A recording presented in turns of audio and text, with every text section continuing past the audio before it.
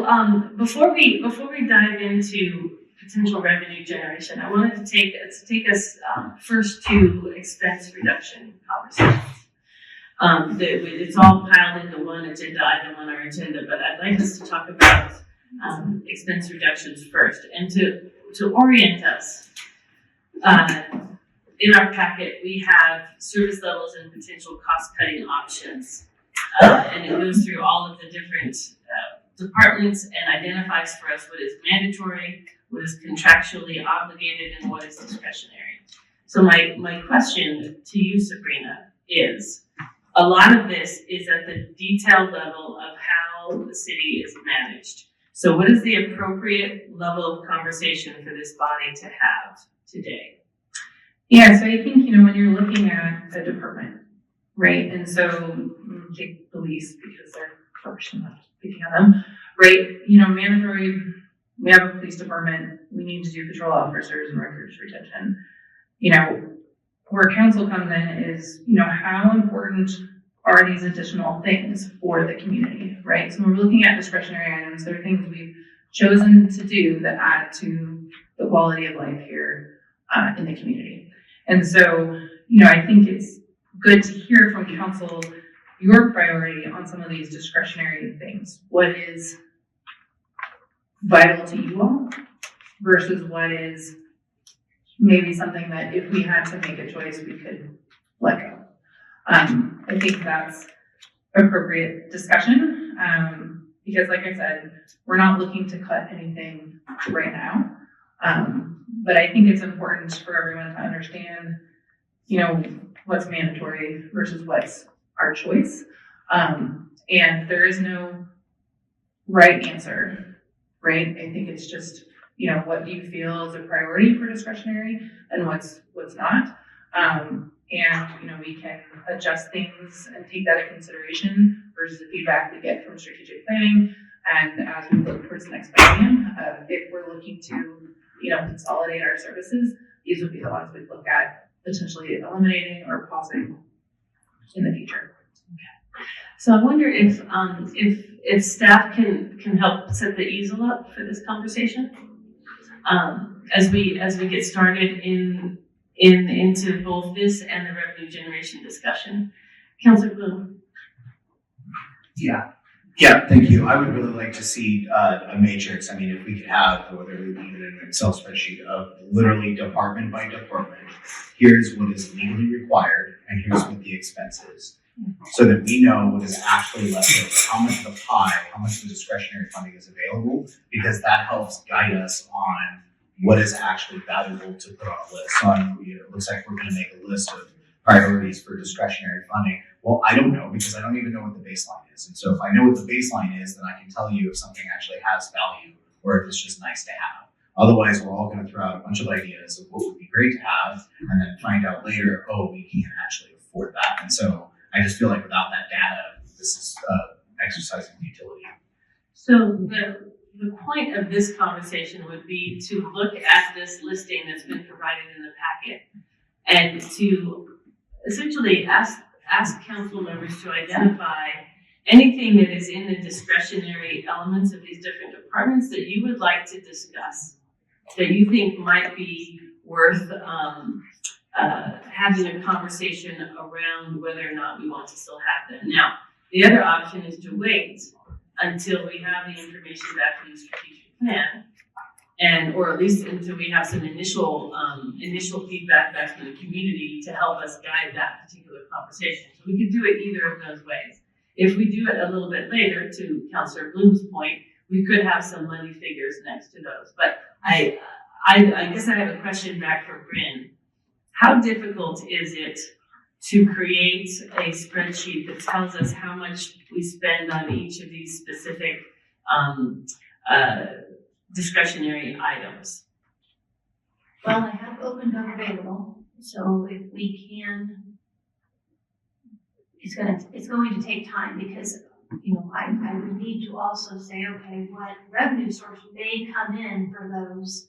So I think it's more than just an on the fly kind of situation. I can sure try, but Because my question is because there is a lot of discretionary items here, and I know that when you start to pull on some of these threads, they're attached to the other pieces, so it's not as clean in terms of numbers as it might initially appear, and so I would hate to have this council direct staff to go and dig up a bunch of information if we already agree that 80% of those things are not things we're interested in looking at.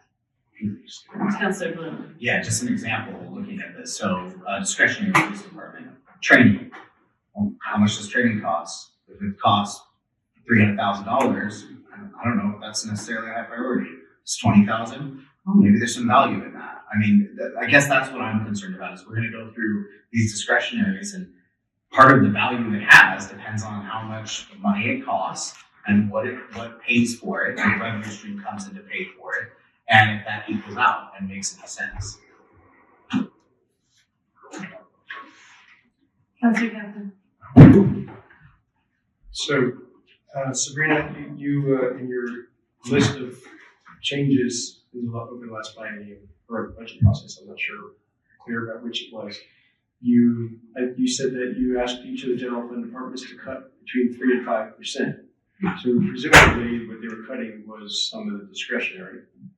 I wonder if as part of this exercise to get, maybe we can get, more insight from the actual leaders of each department. What is the lowest priority of their discretionary if they had to do another cut? What would it be? And that would actually help to provide additional information to us because, I look at this again with taking police just because it's the first one. I don't know whether training, I see minimum staffing levels, minimum supervisor and 2 officers, ideal is supervisor and 4 officers.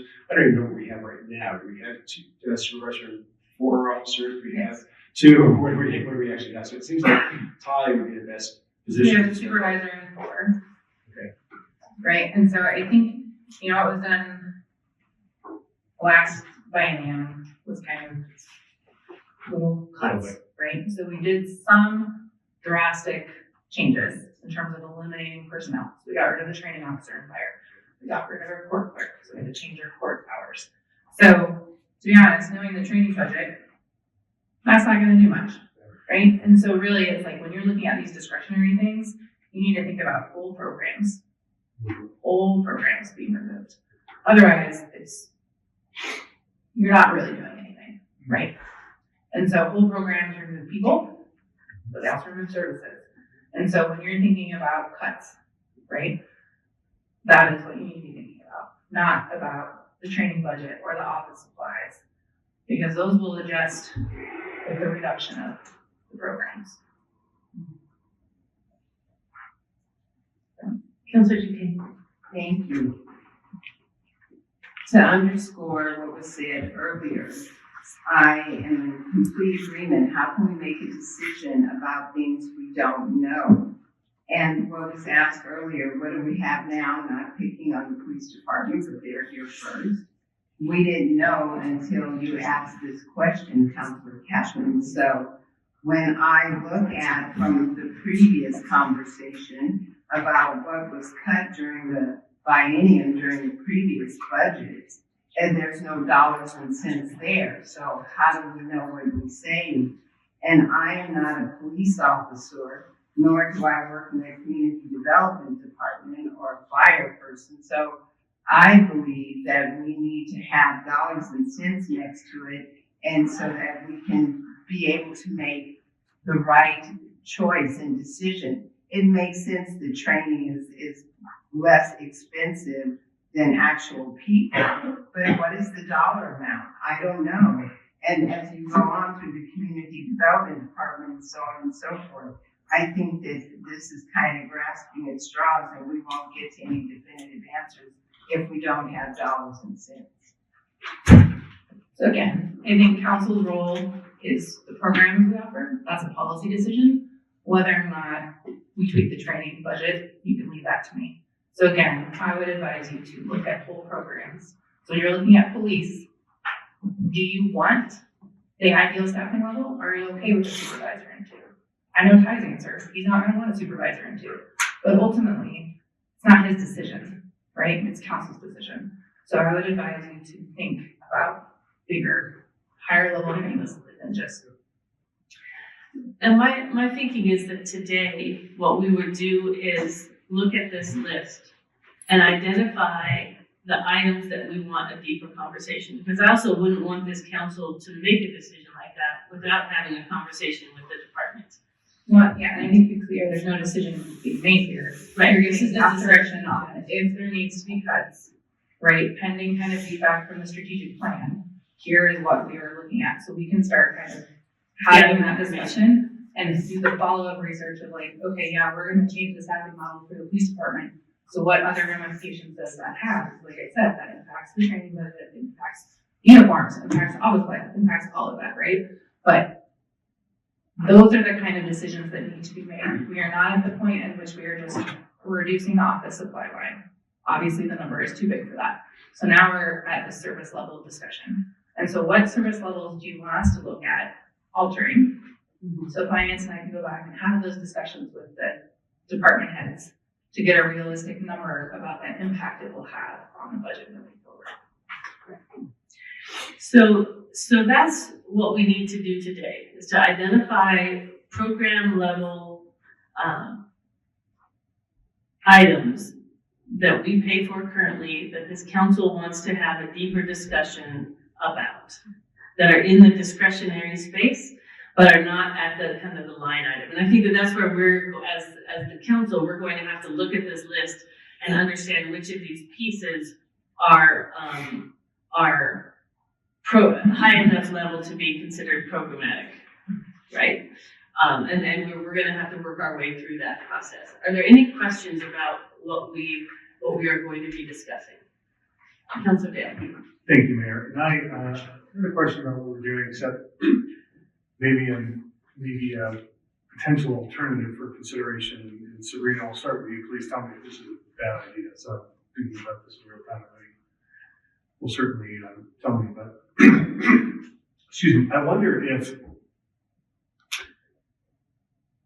we do this, I guess, in reverse. And I'm wondering if it's something where you say, well, we need to achieve a certain amount of reduction, or whatever that is, percentages. I mean, in order to be able to get where we need to be structurally resilient, these are the percentages that we need to reduce. And I understand that it's tough to sit there and say, okay, well, 10% for police, or what, I don't care what those are, just whatever they are. And say, look, this is, it's discretionary. You can talk to our department heads, the subject matter expert, and say, look, if you're asking me to make X percentage of reduction here, kind of like you did in last biennium, and that worked out. These are here are options A, B, and C for discretionary things for council's consideration. This is what you're going to get, right? Because I worry that if we start just throwing darts at each one of these departments without asking subject matter experts, that we are going to cause some problems, unintended consequences. So again, I don't know if I'm not trying to add more work to staff. I just want to be very mindful about how we do this, because at this level, we're trying to achieve a certain end goal. We're the what, we're the how. And I would love as much input from Scott, Ty, Marshall, saying, look, here are your options. If you want me to get to this, you've got option A, B, and C for this department, and it makes it a little bit easier, because otherwise, I think we're getting a little too granular, but I could be wrong in this methodology. Well, and I think that these are all good points, and I don't think that there is an obvious, clear way of dealing with this level of conversation. I think in the past, it has always been cut a couple percent, tighten up the belt. It's figuring out what are discretionary things that we currently do that we may choose to not do anymore at a programmatic level is a different conversation. We may all be able to look at this and identify some things that we think could go, right, at a programmatic level, maybe. That is a discussion that, to your point, does not have a subject matter expert in the room for. So we wouldn't be saying we want to cut that. We would be saying we want to look at that. So that is one approach. The other question of all of this though is if we set a certain percentage, we may not be looking for that same percentage from every department, right? And again, that comes back to our strategic plan and what are people saying is most important to them, right? So then we might be seeing some things across the board. So I wonder, in terms of this, there are some other elements that we can also be thinking of, things like what is cost recovery for different kinds of departments? Do we want to revisit a cost recovery question? So if we would like, what we could do today is focus on those kind of ideas. Are there ideas outside of specifically cutting programs that we might want to think about? And then, Sabrina, would it make sense to ask the department heads to think about, if they had to drop a complete program or a complete element of work, what they would suggest that looks like, because then we could have money figures alongside those. So the information in your packet is from the department heads, so if you want them to pick their least favorite discretionary child, we can do that. But I think, this is kind of the cycle of, it would be good to hear from council, what are your priorities when it comes to discretionary funding? Because when I come in and make recommendations for cuts or the budget, it's not in the right area, that's not helpful, right? And then we're scrambling. And so I don't know out of this discretionary things, what is council's priority. So I'm happy to do the discussion about cost recovery, but we've tried to do that as well with certain things and also been told no. And so we kind of need to be galvanized in what we're doing with it when it comes to full cost recovery and things, because we need to be able to move forward and implement these changes, right? So I'm happy to have the discussion either way. We can come back with a list of things that could be reduced. Council could have a discussion about their budget today, because that's your budget.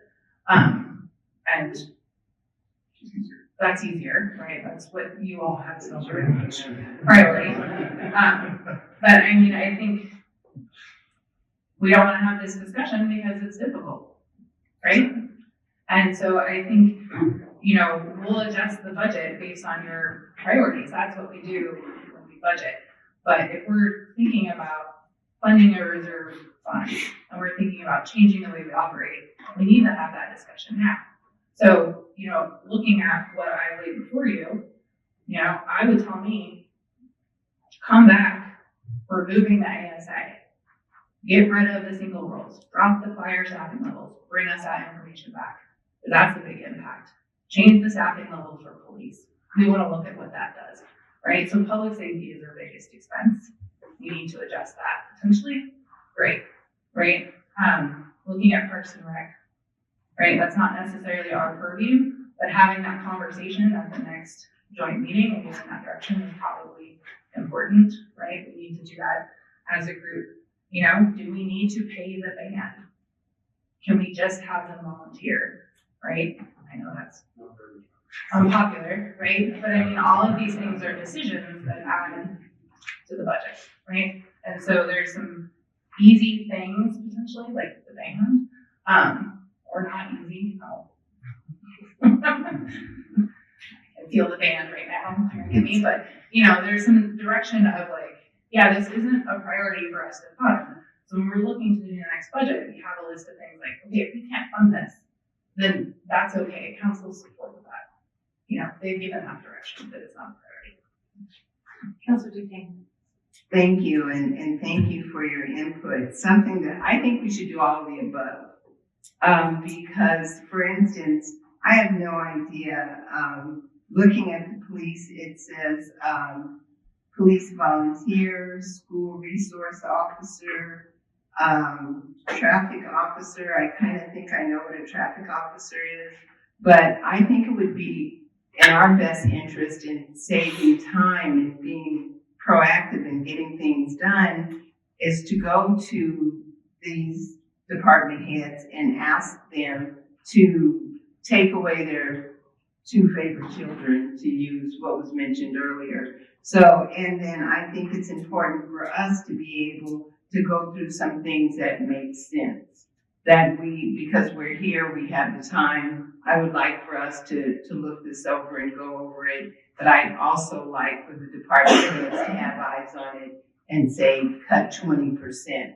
I think we need to do some, instead of 5 or 7 or 10, we need to look at things pragmatically and see what they come back with, so we can actually have a robust conversation to keep her on to. So I would like for us to do both. So we are about to have a conversation. I'd like to close up the conversation about how we have the conversation. So Councilor Vinson and then Councilor Bloom. Thank you, Mary. Yeah, it would be meaningful for me to look at something like the Parks and Recs discretionary list here and see what cost recovery is effective there, and also have some staff in the room to ask some questions. So this is, I mean, we can take a shot at this now, but I wish I had more information. Thank you.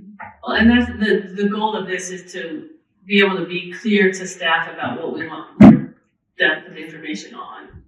Right? I mean, it is a chicken and egg question, but we've also committed as a council to not to be very careful about what burden we put on staff for analysis and bringing information back. Councilor Bloom. Yeah, thank you.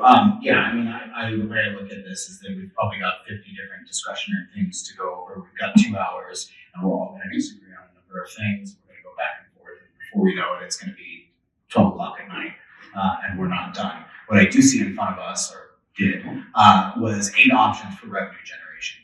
And I think that it would be helpful is if we could all agree on those 8 things, what we want to do, what we don't want to do, and we can calculate what revenue that will generate, then we'll have a clear idea of what the delta is and what cuts might be possible, at which point we can then have the department heads here to answer questions to help narrow that down to close that delta over the next 10 or 15 years. So if we can get started on the actual process, we can get around to the revenue generation elements. So this is what we're going to do. I'd like you to take a look at the packet that you were given around the discretionary items. And to Sabrina's point, we are looking specifically at programmatic level, larger types of cuts. Broken leg.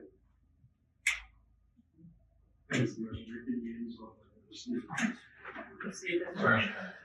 It's really cool. It folds up like that. I know, isn't it though? That's trying to get one more year. Kind of cool, maybe not kind of cool, we'll see. Or instrument cycle over easel. Yeah. Wow, one easel will probably cost us $10,000. So we may end up with a very small list of items, but I think, to Sabrina's point, it is things like staffing levels, it is large items, take a look there. Are there whole sections that you think that we might want to investigate not having? Of course, not including the parks and recreation elements. And if we want to take up the conversation of the council budget, maybe at a different study session, we could focus just entirely on that with numbers next to what is in our council budget. We can certainly take up that. It's not a very big part of our budget overall, but I think it is something that's worth having a conversation about. So let's plan to have that conversation separate as a study session. That sounds right, and we'll have the numbers next to it so we can tell what is the level of benefit that we get from different cuts. We can set that aside. We can set the parks aside. Is there anything else that we should be thinking about from the discretionary space to put on this list to ask staff to bring us more detailed information about what cuts would look like to that? Councilor Bloom. Yeah, I don't understand why we're not discussing parks. Because we are not the decision-making body for parks programming. But we make the budget. This is not the appropriate place for this. We just went through a huge process of figuring out how those two bodies work together, and we work together well by doing that conversation together. Councilor Hanson. Question though, I mean, it is on the list and we are curious, can we not just add for consideration to our commission partners to take a look at these things? I would like us to do that at the next joint meeting with the commission in January. So is there anything in specific that we want to send to staff to look at cutting? Yeah, staffing levels at police and fire. It's our hugest budget burden. I'll second that. We are going to have a dot voting exercise here, so we don't have to come to agreement on each one of these. So I have police staffing levels and I have fire staffing levels. Everything in ComDev? Anything more specific? No, everything is listed there. Under discretionary. Yeah. All of the discretionary. Yeah, all the discretionary and some of the contractually obligated, like I look at the Historic Preservation Advisory Committee and the government state program there, they could be discontinued and done separately. That why not? That would make sense to look at.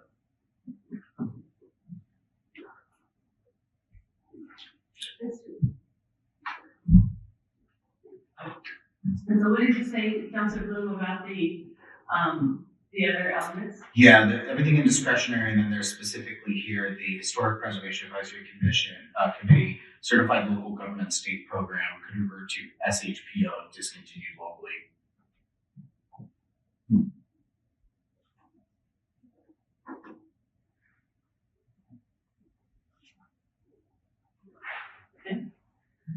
Anything else? Yes. City band. Was that Band? city man? Yeah, and is it appropriate to ask what the pay is or isn't? What is it, 57,000 a year? No. And, Yeah, total budget. Total budget for that. and what does that include? Who's a band director and we pay for every performance, all the band members. Is it like 6 annual performances of the band channel, or do we know what we get for that money? Yeah, I think it's 5 or 6 performances during the summer. The city band, Okay, anything else? Councilor Hanson? RV cog membership.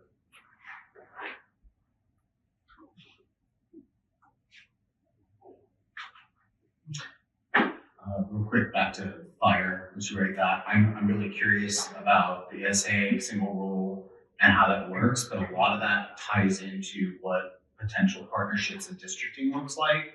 And so maybe that's not the time to do it because I think we need information on the rest to see what makes the most sense as a package. So we're already looking at Right. this. Which are already, So maybe that's a wait till that information comes out. So it's gonna be done before the whole districting study is done, and we're gonna need to have that discussion before that study is done, because the ASA is outside of that districting discussion, really. Yeah. And so. But it does affect if we have single role versus we reduce dual role. Like if we were to get rid of our dual role, right, and outsource fire and it districted, and we decided we wanted to keep the single role, and we could see that it actually did make us generate revenue and penciled, then that's kind of informs that conversation. Yeah, which all that information Will come. That's so that's already underway, right? That conversation. Wait, how long, what is our timing right now on the ASA? How much longer do we have? I don't know, 3 years? I think so. 2, maybe. I'll have to double check. But yeah, we just got data last week, this week, I can't remember. So we're looking to bring that forward this year. So is that a separate item? Fire staffing levels, stay at your. I'm almost wondering if everything fire related maybe waits until we have. Yeah. That's study. I'm just thinking out loud, and maybe for the fire force on that one. You need to have that discussion regardless of that study. Right.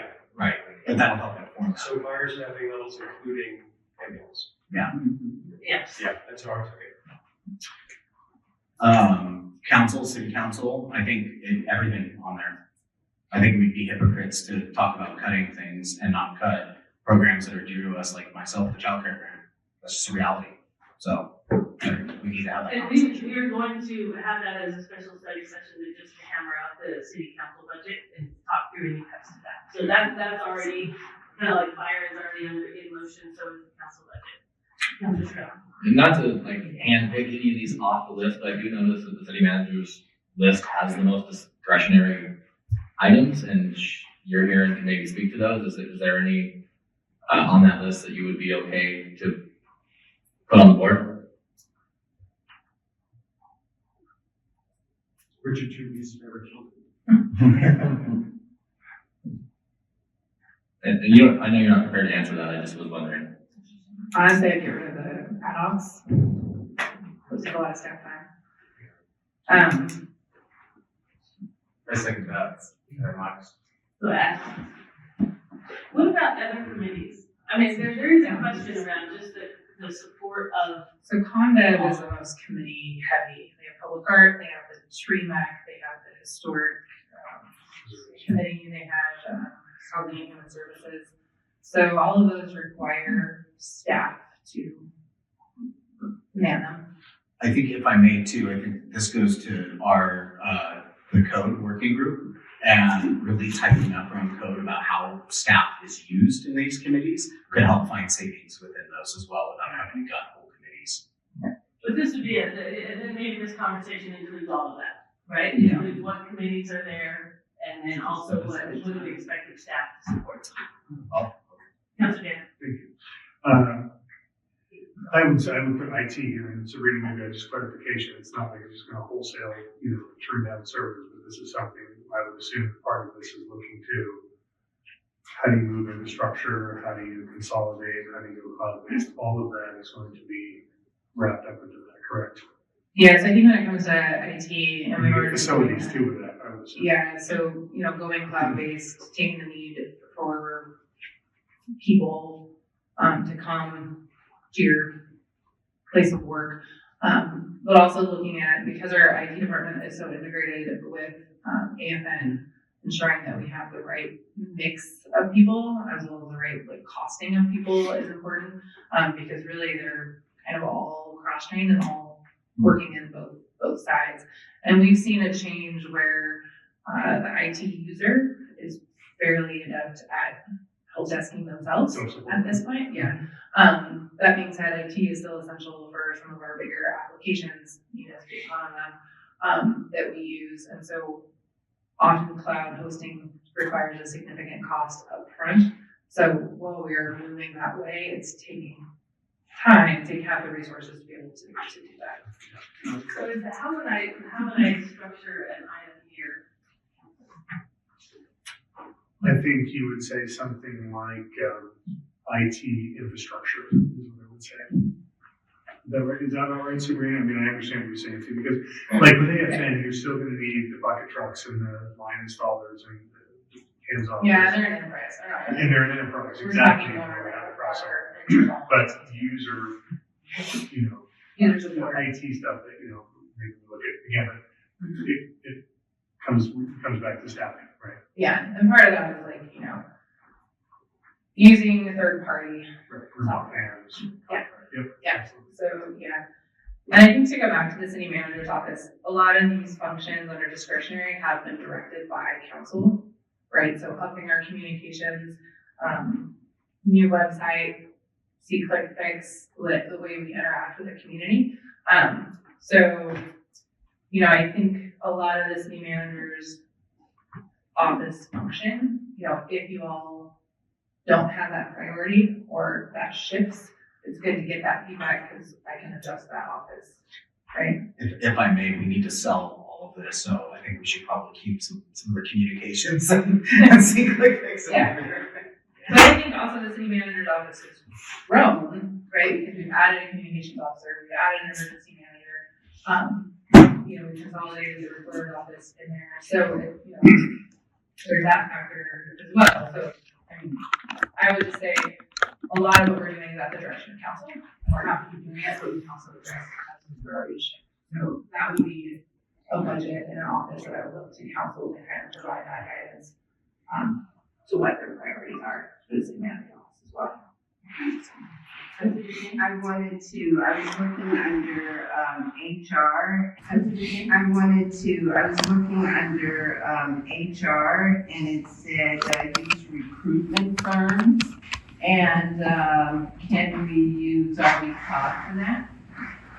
So they charge just like a recruitment firm does. So really, it's either we can do it in-house or we can hire a recruitment firm. Because I know I think it's more cost effective than others because it depends on where you go, dollars and cents wise. But under recruitment firms, and I guess it would depend on who we're recruiting, but looking at, recruitment firms and. If I may, I would say that how much it costs RBCOG to do recruitment for us compared to their reach and ability to recruit effectively, it's not a good value. I would say it depends on who we're trying to recruit. Potentially, if I'm saying is Yeah. being on the board, it wasn't. So we typically only use recruitment firms for, department heads or above, right, the city attorney. So, And we've identified that we have a policy around, certain positions having a recruitment firm involved there, but we're still just brainstorming. Councilor Lewis? Yeah, Tell me about HR. it. HR, so I Yeah. put HR. No, I meant totally. Just HR. Yeah, outsource. Yeah. I wanna see how much that would cost if we just fully outsource compared to what it's costing us now and compare those two. And so I wasn't finished. Oh, I'm sorry.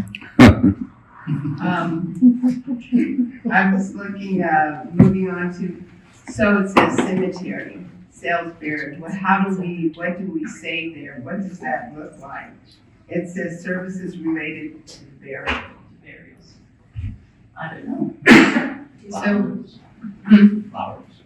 no, so we have staff come in and actually can help with the services. So when you buy a burial plot, they're the ones digging the hole and filling it in and providing some of that service, so we could look to discontinue that. I mean, the amount of revenue we get for selling burial plots is minimal.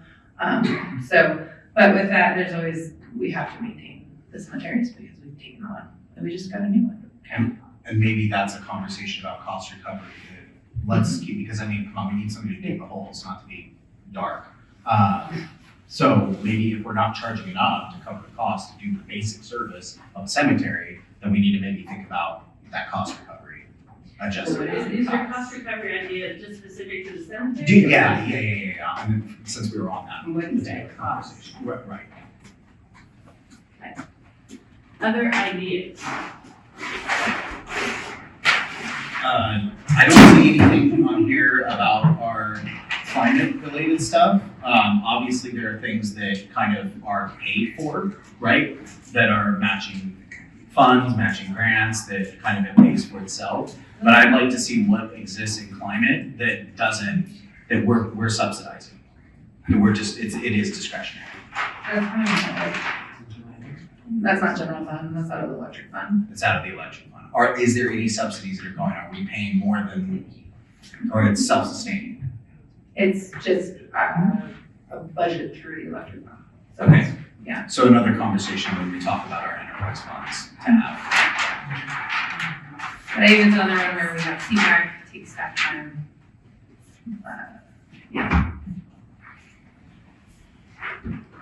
And in this, I had a quick question. We're looking at this right now, but something that I mentioned before, Sabrina, is that we are gonna go back to department heads and ask them to see what makes sense that they can get rid of to their favorite children, right?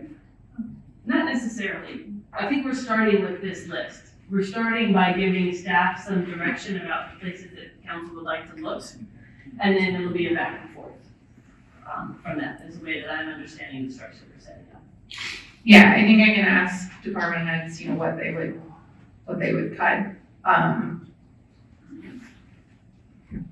But again, it's not really up to them. At this point, they've cut as much as they're willing to cut, right? We've been cutting the budget for a long time. Because But when we look at- what we don't want anymore in order for them to do the next step. Okay. Councilor Hanson? Where do our customer-facing personnel live in this list, right? Community development. Community development, okay, customer-facing personnel, So, eliminating customer-facing personnel.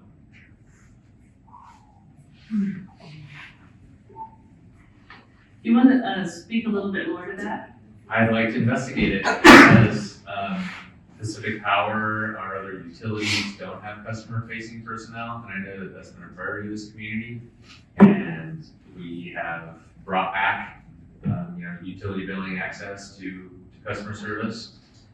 What's the line item? Is it a big number? Is it a small number? All these things are adding up. I don't know. see what that number is and relative to, staff, how would that work? We'd have to create some back-end customer service support if we don't have a counter person. The not knowing what we don't know is what I'm looking at for, I don't want to burden the team, but also.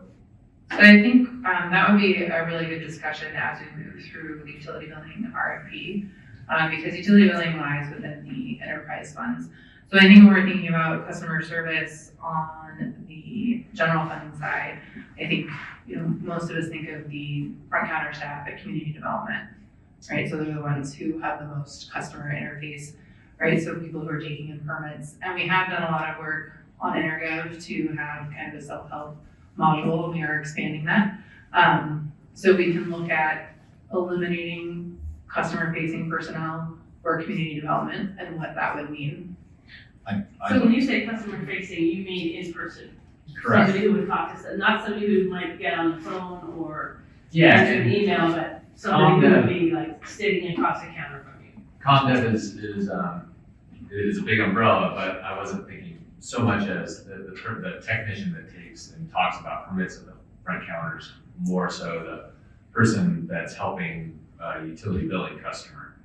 And I know that, we've made great efforts to bring that back after COVID. Yeah. So Yeah, I think that's tease it out a little bit. That's not Between those roles, that would help. It's not a general fund position. Those are funded by the enterprise. So I think as we do the RFP for utility billing, we are looking to, what's the correct balance of in-person versus just having a simpler system to pay the bill, right? And I think we can move towards a no contact process for that. But that will be kind of a separate council decision that I think you all need to make as a policy decision. So Councilor Henson, are you saying that we should, we're looking at this for ComDev specifically? Is that, how would you write this to make it say what you want? I was looking specifically at ComDev, and it's a good question to department heads. So do we have? Personnel is our number one expense. So how can we slim that line item? That will also affect insurance payments and other incidentals. But starting with utility billing was my thought. Okay, and then utility billing, we know it's going to be a separate conversation. So then we're just looking at what can we do in the city to reduce those costs So and still provide the and service. maybe potentially other places where people have them. Yes, thank you. If I could real quick, because it ties right into what Councilor Hanson was saying, I really like this idea. A lot of places are going to digital kiosks and AI technology and see what that looks like to help. But I do think it affects the general fund, even if some of this is paid by the enterprise because of the internal services model. So there are cost drivers, right, through insurance and all the roll up. So it does, in a way, have a kind of tertiary effect on the general fund. Absolutely worth looking at. That's for sure. Yeah, are we limited to just this list? No. Okay, I just want to have a clear position here that if we're looking at eliminating personnel, I think there's plenty of room with our open FTEs and the vacancies we have to look at doing that through attrition. So people that are in our workforce now know that they're on the chopping block right away. How do we look to maybe cross-train them or attrit them? So that's my position on looking at forward-facing personnel. As it relates to the item there, community development, it's already a maze to get through that process to get anything done. That's the gateway to economics. We start knocking down people there, it's already a frustrating hair-pulling process to get a certificate of occupancy on anything, or to get a business permit, or to get a solar permit, or whatever it is. So taking those people away, we need to think long and hard before we close the door to the gateway to economic development. And attrition is a big one. And then another thing, I'm thinking how do we cut services without cutting people? And I cannot help but drive by and see, 150 brand new white vehicles. We're 3 miles away. If you break down, call somebody in a 6-pack to come pick you up. We can let our vehicles last longer. So I really want to see something on this list that has to do with fleet vehicles and extending those lives, regardless of what software we're using. It says it's cheaper to sell this car at surplus than to change the oil again. Come on, these cars, a lot of makers now are offering lifetime warranties on their car. So again, not to sound like I'm on a stump, but how do we cut costs before people first? before we get to like, let's start eliminating personnel. And real quick to that point, from the automotive industry perspective, every single piece of data coming out right now is that it's cheaper to repair and extend life of vehicles than buy a new one. I mean, at least just right now with the realities we're facing nationally, it just makes more sense to just put a freeze on that. Especially if we're looking at tariffs and supply chain problems and all that, the calculus that has put us on the current process might have changed. Any other ideas just for the brainstorm list? You know, I heard put a freeze. Have we put a freeze on hiring people? So this budget is balanced, so there's no need to freeze, but we are reviewing every position when it becomes vacant, to your point, to assess whether or not we need that position moving forward, because we have been making so many changes with how we are doing business. And then, hiring positions that we need. I think putting a freeze is tricky because we have turnover in things like the fire department where we need to, due to mandatory staffing levels, fill those positions. And so I would not recommend a freeze, but that is something that we continually keep an eye on. I say that because a couple of times it was mentioned how we are going more tech, we're using AI and having kiosks for certain things, and so eliminating positions and being able to freeze. I mean, I know that you said the budget is balanced right now, but moving forward, and as things do change, to be able to, do we need this position or don't we need this position? Full-time employees, another full-time staff member, I don't know if we need that. We need to really, in my opinion, take a look at that before we continue to hire additional people. So given what Sabrina just said about the current process that they undergo, do you want to put hiring freeze down here as a possibility? I would, yes. Okay. I wasn't sure how that had gone down. Okay. Okay. Yes. I know we're not having this conversation tonight, but I think it's important that we have a commitment that we're gonna discuss parks with them, without them, whatever, like, that's part of the general fund, like, we have to have that conversation. So just to be clear, there are a couple of things that are happening that are not written down here. One of them is the next joint conversation with parks. We'll be taking up this very same conversation. The second is that as a body in a study session, we're going to take up the city council budget and go through that line by line and decide what we want to hold on to and what we don't want to.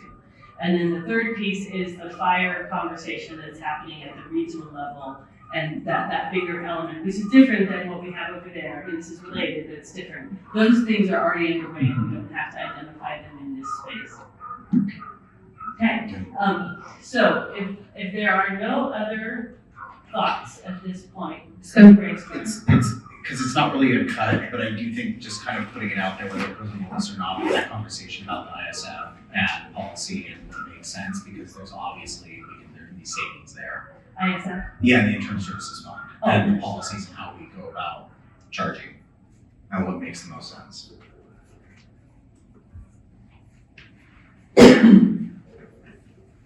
And how would you write that? I have internal services fund, Yeah, I cost think allocation? Yeah, or charges application, yeah.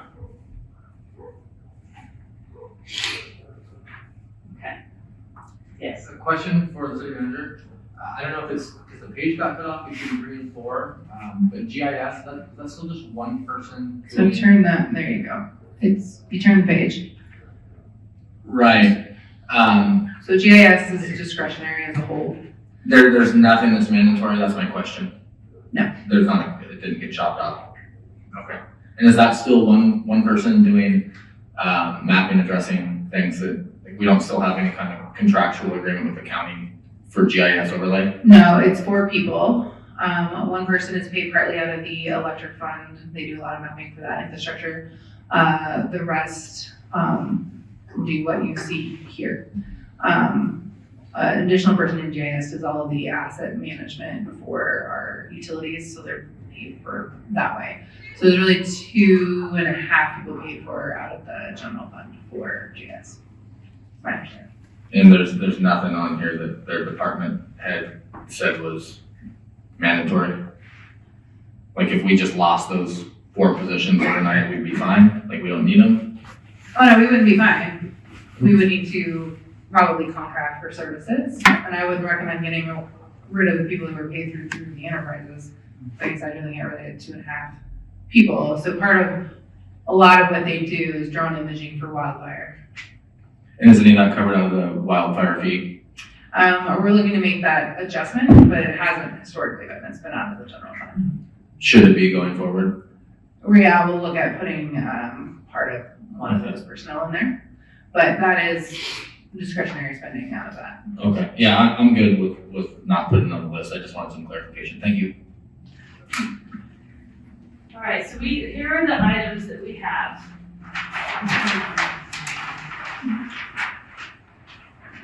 Connect them all together. What we're going to do next is open it up for a conversation. If anybody has any particular comments about these items, we're just gonna go down and have a quick discussion of each one. You're just putting your thoughts out there for other people to consider before they do the dot exercise. So if you think something is a particularly, it's mostly if you think, I think if there's a reason that you wouldn't want to dive into a particular issue. If there's a reason that you wouldn't want to, or a reason that would be particularly good to look into, is just an open opportunity to have a conversation. So eliminating, and before I do that, I want everyone to look at the items here that I wrote up because you said something, and tell me if it's written correctly, or if there's additional clarifications that need to be written up here so that it's clear what you're looking at. Any corrections we need to make before we go into the discussion.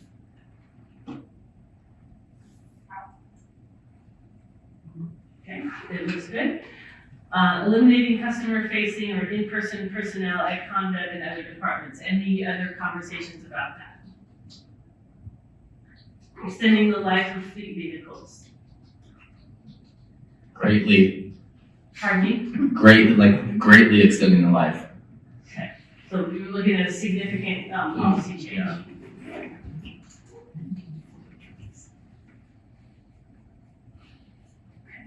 Hiring freeze, any discussions about that? Internal Services Fund charges? Just a clarification back on hiring freeze to what Sabrina had said. So that would apply to any non-contracted, non-mandatory. So like we were saying with fire, if we lose someone out of fire, we have to replace them contractually. Is that You don't correct? have to, you just have to pay for overtime. Okay. So a hiring freeze, if we were to do a hiring freeze and you lost, say, a police officer, you just wouldn't hire that position. Yeah, that's what a hiring freeze is. We're not filling any positions, right? So- Well, no, I understand, but we kind of dabble in the mandatory versus discretionary. So I just wanted to make sure that you were. Yeah, I don't think this is really a council level thing, so Understood. I would recommend taking hiring freeze off the board. Okay. I second that. I think just get hiring freeze off the board. I mean, it's in operations. It's not a council level thing.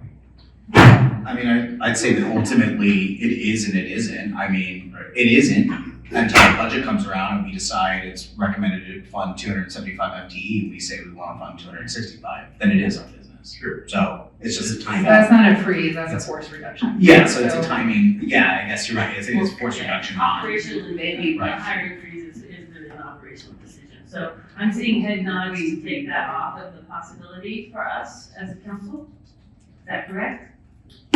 I think Since we so. can't actually direct that. I think it's a separate, it's a conversation for a different time. Yeah.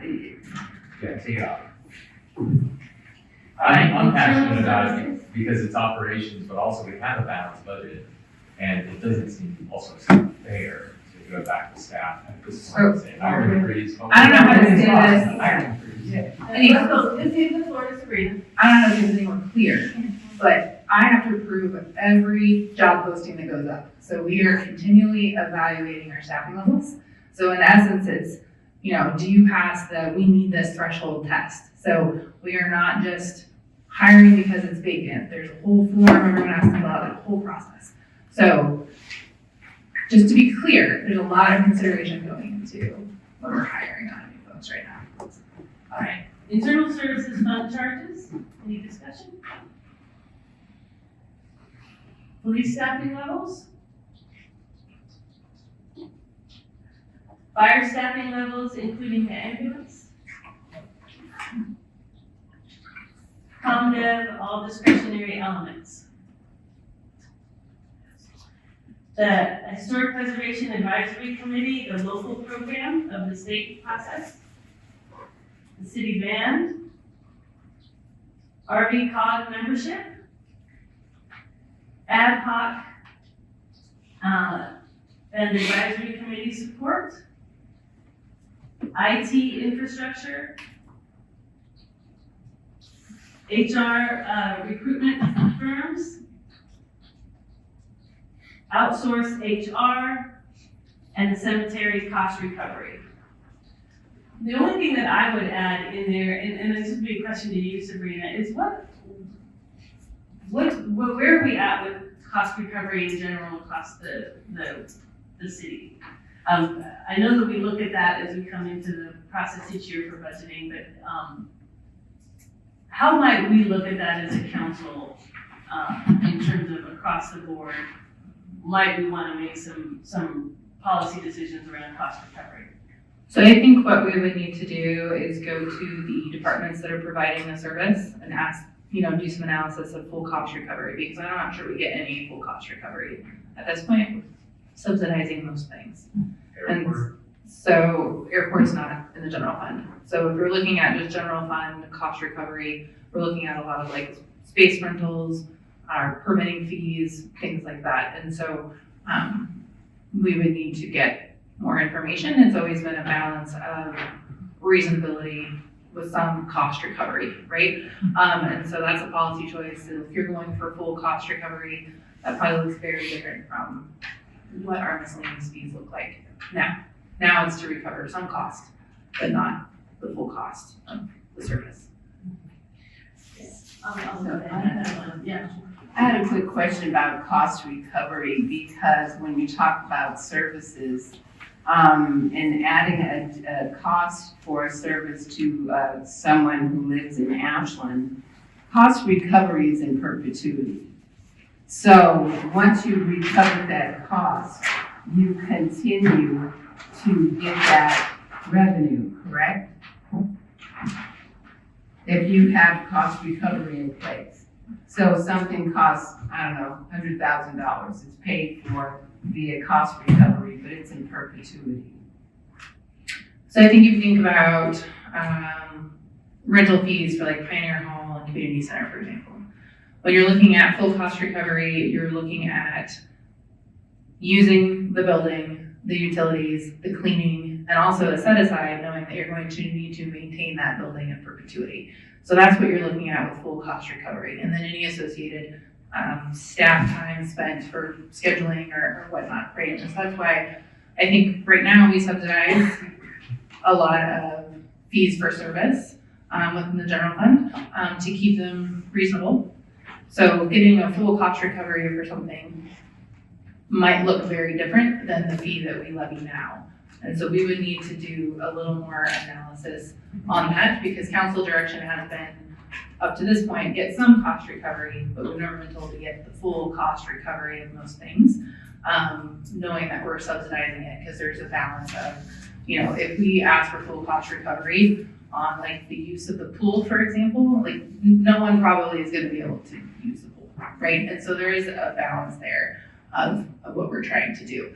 And these are for items that are not general service, but I'm going and I am individually gaining a benefit from the use of this facility. It's not, public safety generally, right? So our general dollars are going towards that. But if I'm going to swim in the pool, I'm the only one getting that satisfaction of using the pool. So it's those things that are more individual benefit based. And probably would have some of those as well. So I know that there's one here around the cemetery cost recovery, and I'm wondering if that can be broadened out to a general, look at cost recovery across the enterprise. I think it was yours, wasn't it, Councilor Stroud? Because we're gonna have dot voting, and I wouldn't wanna split the votes across it. Yeah, that wasn't mine, but I would agree that an appropriate amount of cost recovery would be beneficial. People that are using the services can pay, very similar to how community development works now. That a lot of other departments don't work that way. What were you, was it yours, Councilor Duquesne, was the cemetery cost? I was looking at the cemetery, not necessarily cost recovery, because for some things, you said cost recovery, Bill. Because for some things, yes, you have a service, but if I rent out Pioneer Hall, I'm renting it, I'm getting the insurance for it. Some person is on staff and they're getting paid their wage to be there. Some things I don't think that this cost recovery is necessary. It's maintained by the fees that people pay to rent it. I think also. And there's a deposit, and I mean, when it all adds up, no. But I think there's different, the way to look at it too is like percentage based. So it's like, let's take the cemetery fee, right? I would like to know, what is the total cost on us to bury somebody, right? And then maybe we say, that's a bit too high. Maybe we do 80% cost recovery. Maybe something like the pool is 10% cost recovery, right? They all have different percentages of how much we need to or want to recoup. And then that also affects how much are broad fees, how much is the general fund just straight up paying out of. Like, we need to factor all of those different elements. Well, and I into- think that the mayor brought up looking at them differently. And so if we're gonna look at it differently, I'm game on that. But cost recovery across the board, no. Some things I don't think merit a cost recovery. Sure. No. I don't think anybody's saying 100% cost recovery on every single thing. No, we're just saying, like, what are the different levels that might be appropriate based on the different items. Yeah, and do we want to look at that from a policy perspective to direct staff to kind of aim for a particular amount of cost recovery? Okay, so this is what we get to do to earn our next little break. I'm putting a dot on everything, so I'll sit here and No, say. you're not, I'm not giving you enough dot. I'm gonna cut them in half. I feel like you're doing that just because of me. Yeah. Self-reflection. Yeah. Hey, I'm pretty good at self-reflection. I do self-therapy. Yeah, exactly.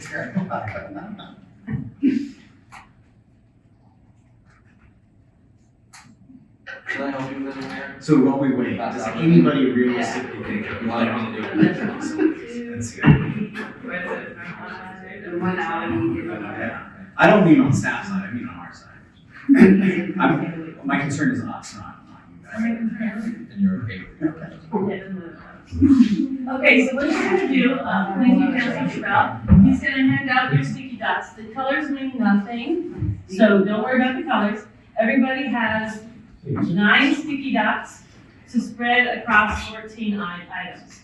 So, what you will do is you'll put an item or a sticky dot next to each item that you would like the council to take up the conversation around.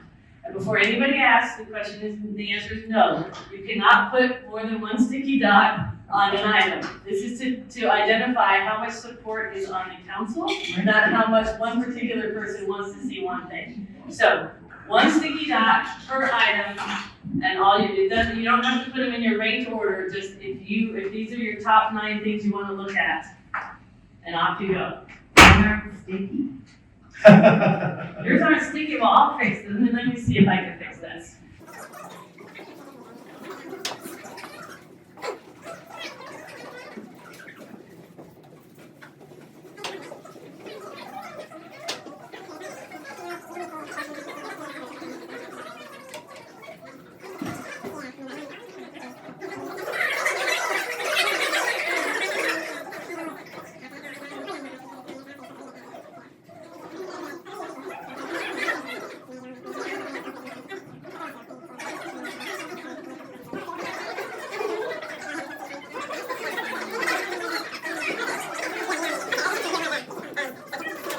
work out. We are reconvening. We can have everyone that should be part of this coming back up and then quiet in the galley. Right.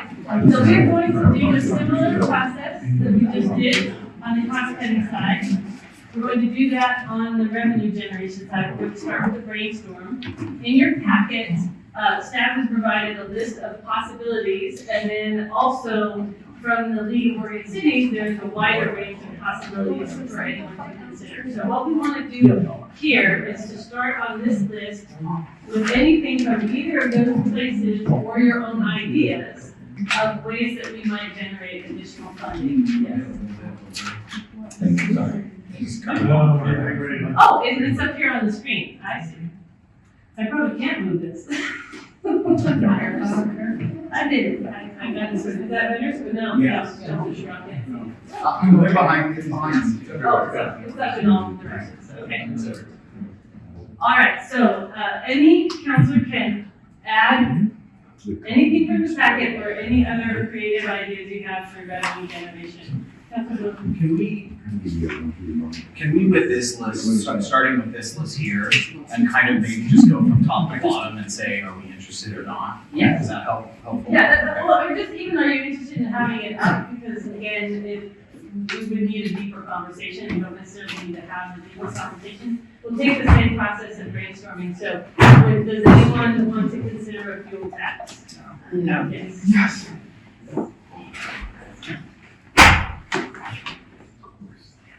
And all we need is one counselor to say yes to get it on the list. TLT increase? Yes. Yes.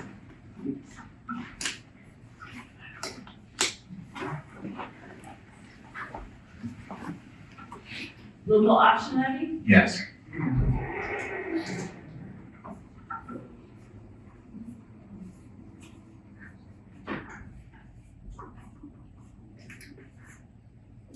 Special district creation? Maybe. What purpose? Right. I would think fire. So obviously we have the regional fire study going on, so that would be a special district, but you can special district parks potentially as well. I'm not sure staff would recommend that. But I think, part of the study that we're doing regionally will kind of feed into that. So I think I would keep it on the list more so that information is coming about whether that's feasible. Because to have a special district for fire, more than likely we need to join forces with like District 5 and potentially District 3 to get the volume and space that would allow for the funding of the district. So I think it's a viable option that we're going to talk about anyways. So I don't know that you need to add it to this list necessarily. That's the only reason I was thinking about it, so yeah.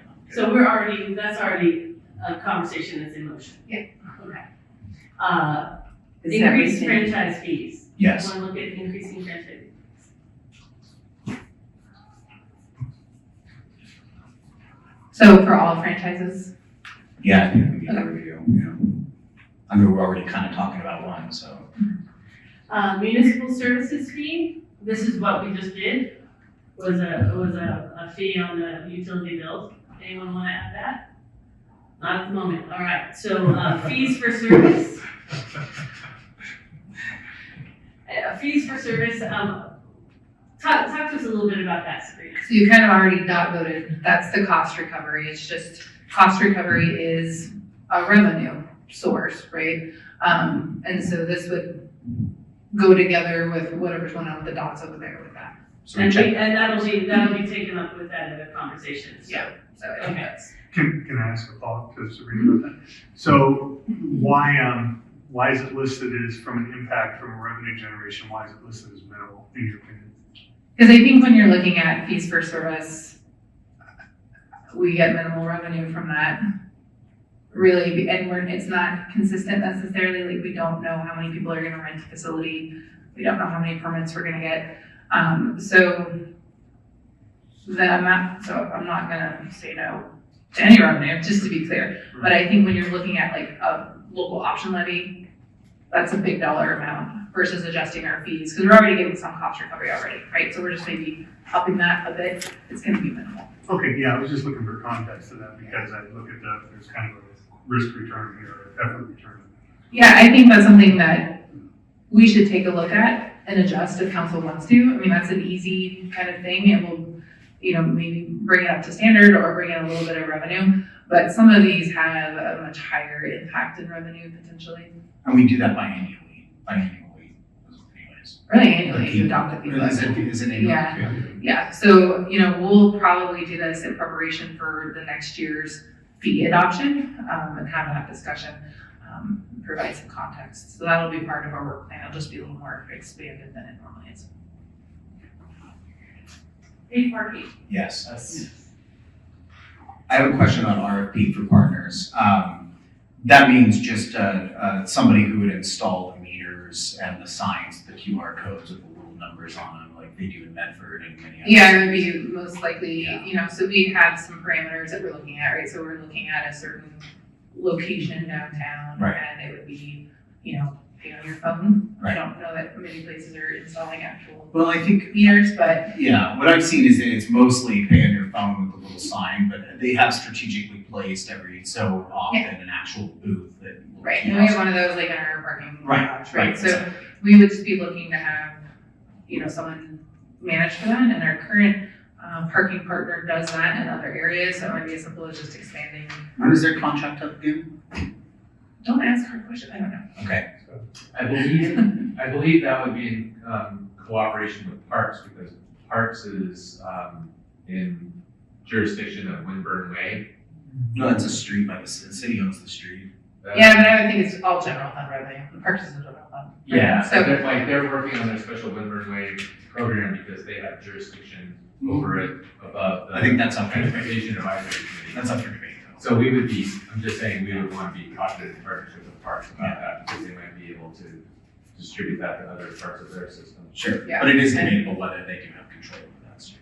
I don't think we're gonna talk about that here, I think you're just happy to hear that paid parking is something you're interested in, and we can pursue that, it's been a recommendation for a number of years. That's also part of our, I'm sorry, it's also part of our climate goal work as well. I mean, there's a larger conversation around paid parking with regards to downtown vitality. It's a very interesting, robust conversation. Well, I would add that too. I want to make sure as part of that discussion is that we're not, I want to know what effect paid parking would have on economic development. Right, all that stuff. It's all. How much we're paying them now, people who are doing this for us. Well, sure, but would it be different? I mean, do we get revenue or because of paid parking, we lose it in terms of potential visitors? I don't know. I'd like to know. So typically, we'll look into this, but we've gotten complaints that we don't have paid parking because people want to mark our number. I think I would add too, I mean, I don't know about you guys, but the amount of emails I get towards the end of summer of people who say, if I knew what I was paying, I'd be okay. It's me spending a bunch of money in your town, coming back and then getting a ticket. I think. Because I overstayed. Like, I think the predictability of saying, I know I'm paying this, I know I have this much time, has a better effect on tourists than, haha, gotcha, now you owe us money. Yeah, and I think, tourist A towns, little bit too deep.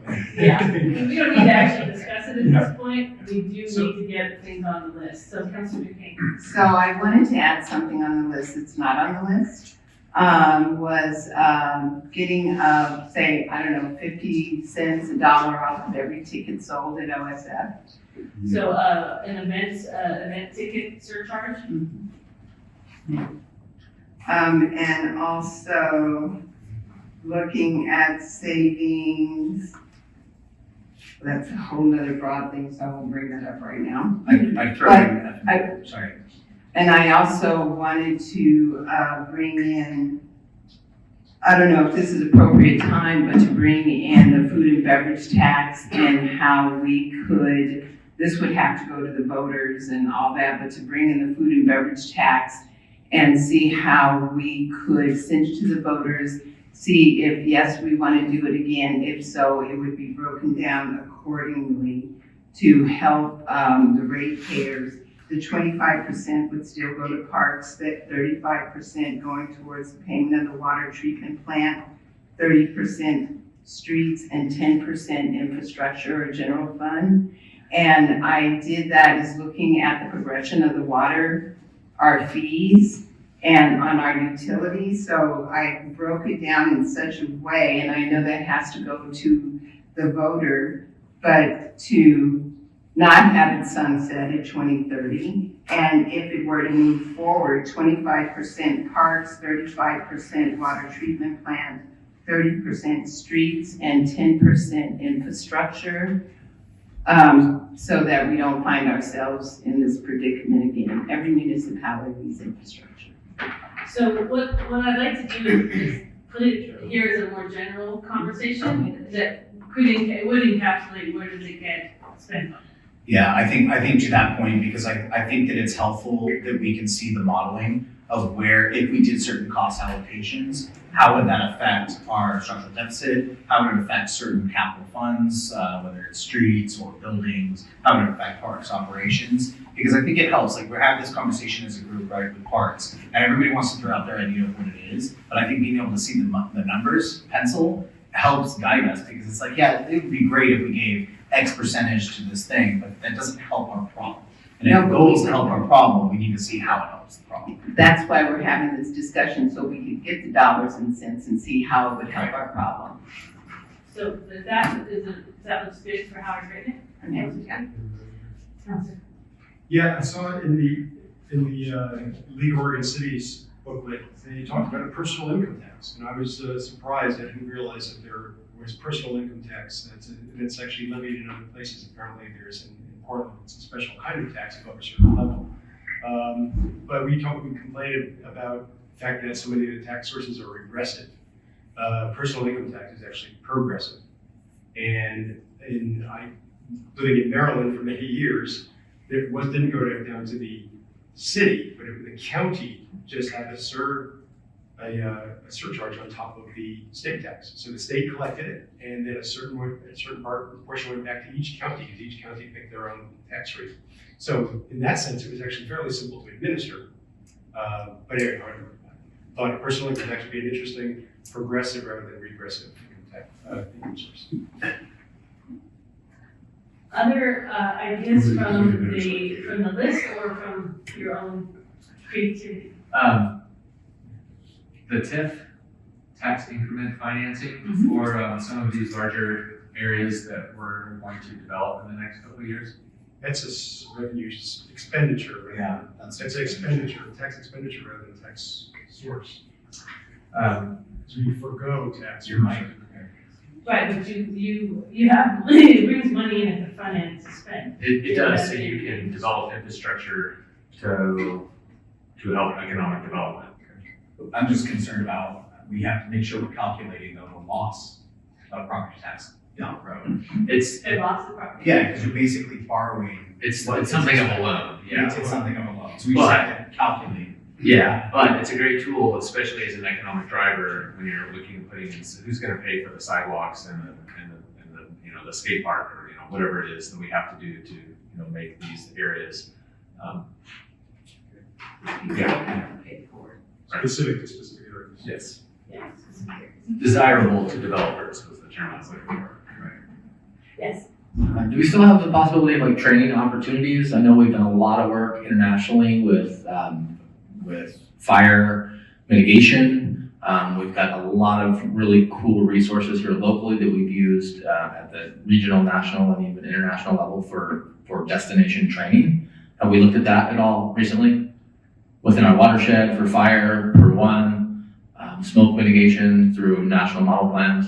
Yeah, we typically don't charge for that. I mean, we've done some agreements, but are you talking about bringing in groups? They pay for us to train them? Yeah. I don't. Yeah. I believe we have that. We've used that model before. Is that not true? Different examples international groups coming to train in our watershed. People coming from all over the country to train with the fire department for confined space rescue classes that are expensive. The training. Yeah. So if it's just agency to agency, it's usually the group pays for it. But if we're destination training or hey, Spain, come learn and we'll teach you, we don't really have a program like that. So we, the Momberos and Guanajuato, we didn't charge them, I guess is my point. So we typically just do it as a service, so we can charge. So talk a little bit more about what kinds of things you might see. Because I've had similar thoughts of, is there anything that we're doing that is of benefit to other communities that maybe don't have the resources to develop it, but could certainly use it if we license it, or if we did training, or if we did something? Yeah, just for an example, fire, like best and worst practices. What we've done here for like wildfire mitigation efforts, what we've done with different levels of fire mapping, how it's helped us, how it's really hurt us in some ways. Like, can we do consultation work paid for other jurisdictions or municipalities that are curious? I mean, we've been the tip of the spear on a couple big things here.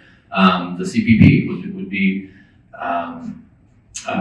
the CWPP would be another good example. Can we take all those countless hours of staff and volunteers here and package that potentially to drive some revenue to help shorten the learning curve for other like-sized municipalities that are doing similar work? And just, a lot of the things that we're going to talk about, or maybe some of them we haven't done, but we haven't been in the positions that we're in now. And I know that but just based on my life experience, some of the things that get in the way of like really good ideas are like, oh, well, we've never done that before. Well, like, we're going to have to do new things. Like, they may not work, but we have to take massive forward action to try to generate revenue to fill gaps that we didn't used to have. I'm not saying this is the idea, just throwing darts at the board. Just wondering if that was something we'd be interested in looking at. And then the second one would be potentially looking at, this is not on your list, I guess it was kind of touched on more, legal cities, but development. Do we have potential to explore conversations about doing development as a city? We own a ton of land. We have the staff to do 75% of any type of project we could look at doing, whether it be residential or commercial. It's something that we could look at, maybe public-private partnership, greatest and best use of some of our assets to generate some serious income. And I don't mean like, let's sell City Hall to highest bidder tomorrow. I mean, like, we have a lot of really high value land. There's a 5% rule that I say in development, where if you know a skill, you can save 5% off the total value. So we have engineering, we have underground, we have planning, we have a lot of staff and a lot of smart people that maybe we could look at potentially driving revenue while keeping some of our land and being a leaseholder. And yeah, we'll come back and have a conversation about any of these elements. Yeah, tax on short-term rentals and vacant homes. Excluding hotels, I don't consider that a short-term rental. What was the second part of that? Vacant homes.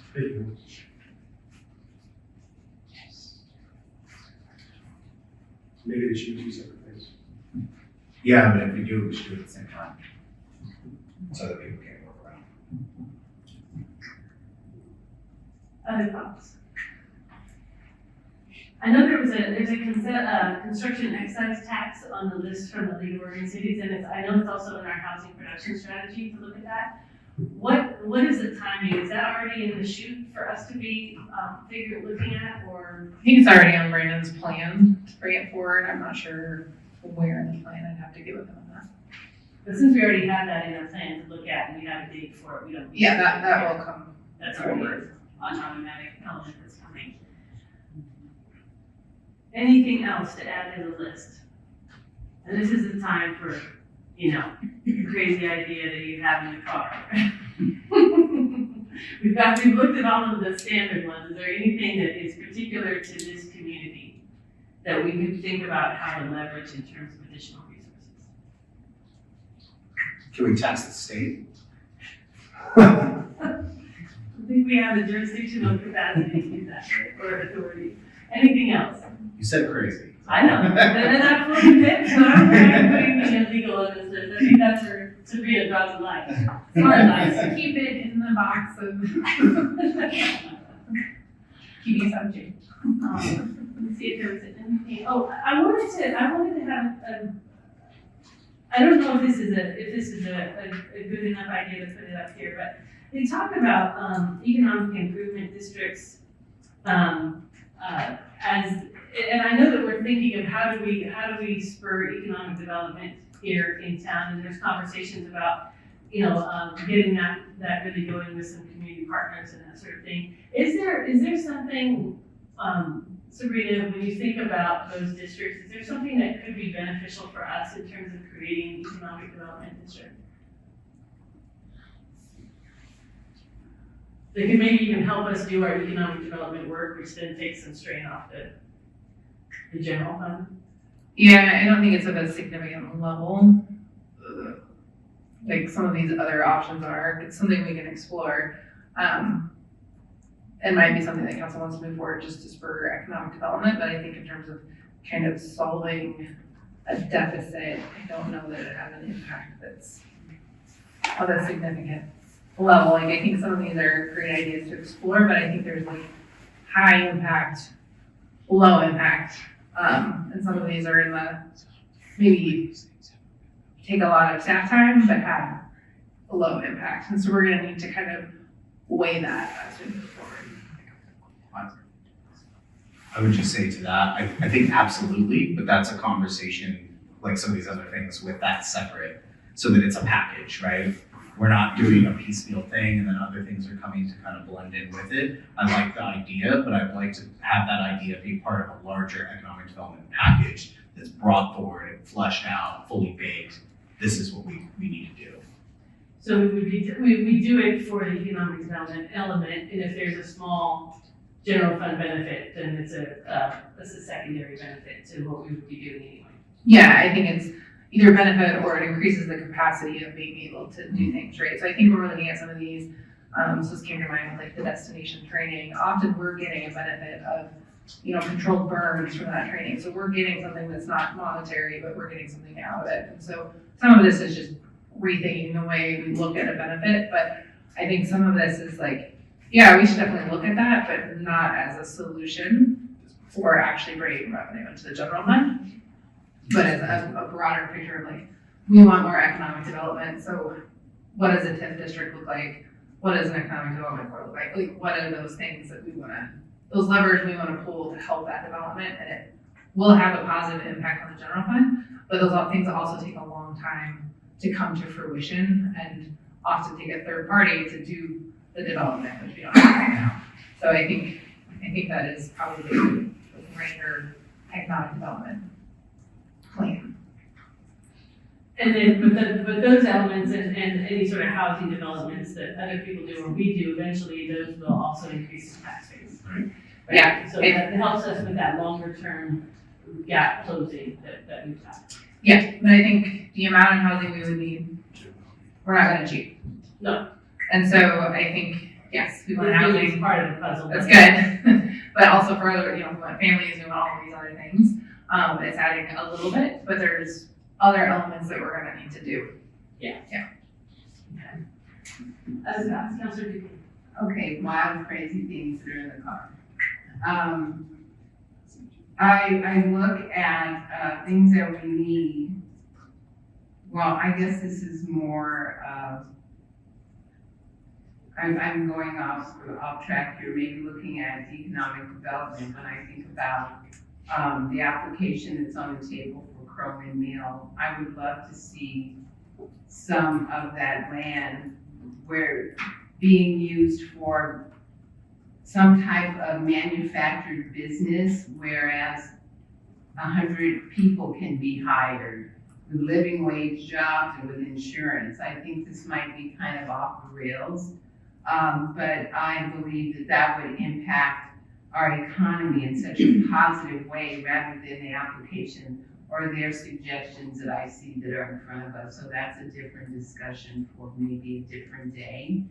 Yeah, I would really like to see that go in a different direction. So I can talk about that a different day. Well, I think it's yet to be determined what the mix of commercial and residential is going to be in Cronin Mill. It'll adjust probably over time as well. Other thoughts? Yeah, it's kind of ties into the TLT increase, but rather than a percentage, a flat fee per night on hotel stays. So like $1 for wildfire protection. Like, so it's basically how do we get people that are coming and visiting that could have an impact on certain services, how do we recoup some of that? But not a percentage base, so that way it stays predictable and, not as, So how would you phrase that? like a $1 per night service charge, municipal service charge on hotel stays. What about a municipal service charge to non-taxable land? I like that. I So like we that. have churches, we have the university, we have schools, we have rates. I think that that's a great idea. Yeah, a service charge on non-taxable land. Is that an Well, that's just a shower thought, I don't. No, I love it. It's not a tax. It's not a tax. It's just a municipal service fee on non-taxable land. So we have a lot of non-taxable land here that are using city services. Yeah. So, They are paying, are they paying the parks fee, the welfare fee, so they want to do it? yeah, But they're not paying any property taxes, so it's a way to recoup some of that. It might actually move the needle on divesting of some of that property too that's underutilized. Right. Which I don't want to see our people of faith scrambling, but for those that aren't being used, those buildings that aren't being used, so that makes sense. Any other thoughts? Okay, so we're going to follow the same process that we followed last time, which is we're going to go down in order. If there's anything that anyone wants to share, positive or negative, about these items, this will be your opportunity to do so. Public-private partnerships to leverage public assets. I would just add, I was at a conference and I met a former congressman from Utah who now has he has a consultancy where that's what he does. He sits with the community, with municipal leaders and says, what is your asset base?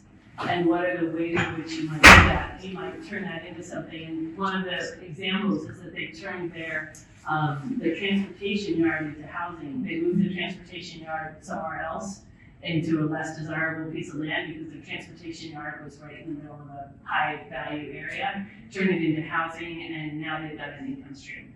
It's a public-private partnerships are always a structural element of that, but I think a lot of communities are looking to that in a different way. So how do they not become landlords, but maybe be involved with housing and that kind of thing. Tax on short-term rentals and vacant homes, anyone want to speak to that? Yeah, I would just say, I think you want to probably separate those because the short-term rentals are already paying tax and GLT. Yeah, so it's coming, so I think you might want to see, I know what your idea is. I guess we just need to be careful about, you're right, but it is coupled with, we have one code enforcement officer and we know that there are some violations, so we just can't get every single one. Well, I guess what I'm saying is point taken, but I think that if you're looking at council's desire, I think that those are two separate things, and I think you would be able to, at least at a fundamental level, a starting point. I would move those in because you wouldn't be able to get the right data from council. Yeah, I'm fine separating them out. Vacant home tax is very intriguing. Yeah, it could also be a problem though. I mean, you're talking about people that have a right to own homes here and put very, very, very little use on the infrastructure and pay for it. Like, and to punish that is problematic. I think the And idea remember, is, we're just looking at what would we like to take a deeper look at. Yeah, I'm just having a cross conversation. Thank you. Sorry, Mayor.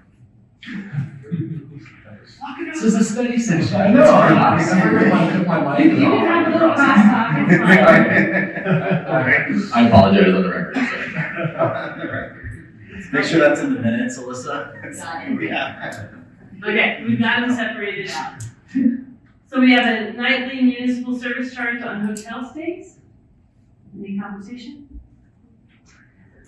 Municipal service fee on non-taxable land. Tax on vacant homes, we just had a little bit of conversation splitting that out.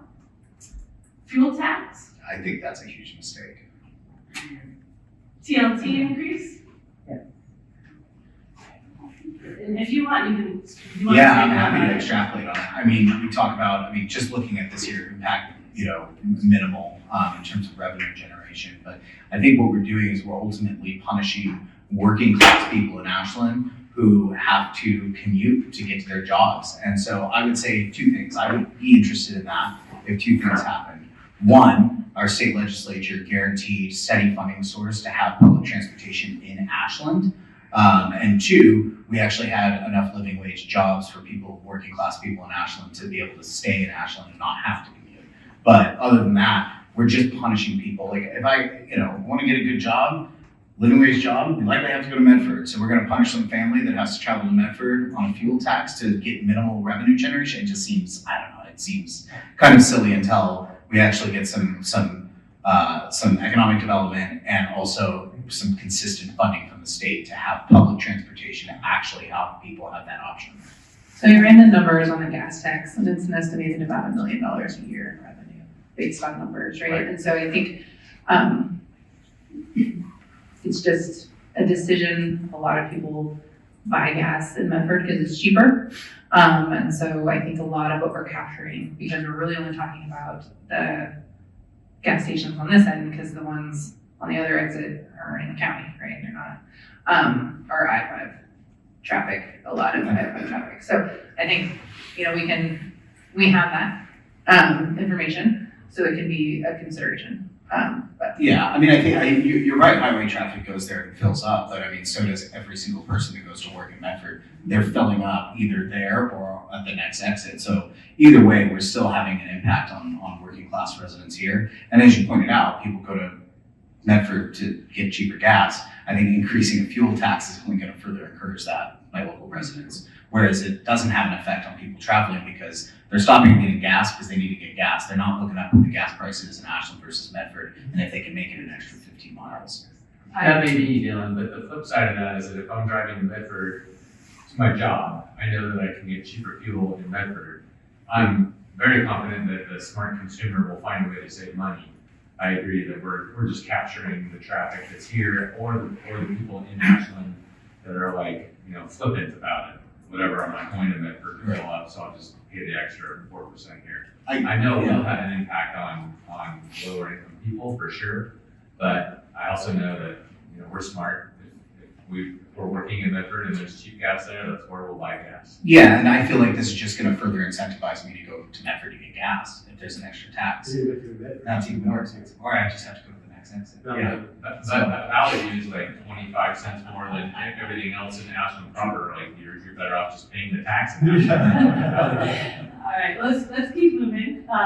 So we've gone to the TLT increase. Any conversation? Local option levy.